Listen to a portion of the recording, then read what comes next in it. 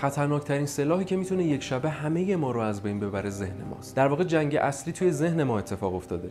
وقتی که مغز احساس شرایط بحران و تهدید کنه، خیلی از تصمیماتش رو به غریزه میسپاره. سیستمی که مسئول هیجانات ماست جای منطق رو میگیره و فرماندهی ذهن ما رو به دست میگیره. در نتیجه تصمیماتمون هیجانی میشن و خروجی اون یا میترسیم یا عصبی هستیم یا توی خودمون فرو رفتیم و حالتهای این چنین. اما راهکار چیه؟ اولی و شاید مهمترین راهکاری که بتونم بگم محدود کردن ورودی اطلاعاته. مغز ما طراحی نشده برای این حجم از تنش. هر خبر یک بمب روانیه. میدونم سخته، ولی چک کردن اخبار رو فقط باید روزی 2-3 بار انجام بدی نهایتاً، نه نیم ساعت یک بار. مورد بعدی تکنیک تنفسه. خیلی وقتا تشدید حال بد ما به خاطر اختلال توی ریتم و کیفیت نفس کشیدنمونه. همینقدر ساده. با یه تمرین خیلی ساده میتونیم مغز رو از حالت جنگی خارج کنیم و به سمت تعادل سوقش بدیم. کافیه که چند تا نفس عمیق و کنترل شده بکشید. 4 ثانیه دم، 7 ثانیه نگه داشتن نفس و 8 ثانیه بازدم. راهکار بعدی ژورنالینگه. یه دفتر کوچیک بردار و هر چیزی که توی ذهنت میگذره رو بنویس.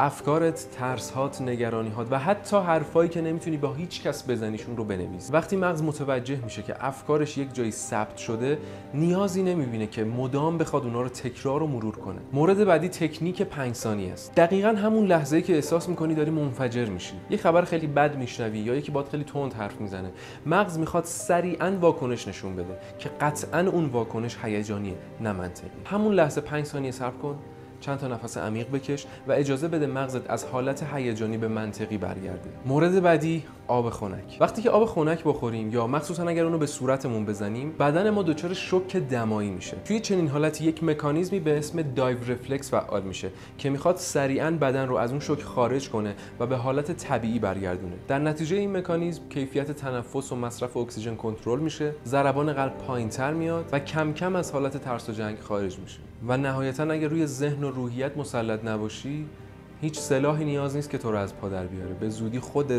خودتو نابود میکنی. اینکه دنبال آرامش باشیم خوبه، ولی چالش اصلی اینه که توی دل طوفان بتونیم آروم بودن خودمون رو حفظ کنیم. ویدیوهای بعدی رو از دست ندید.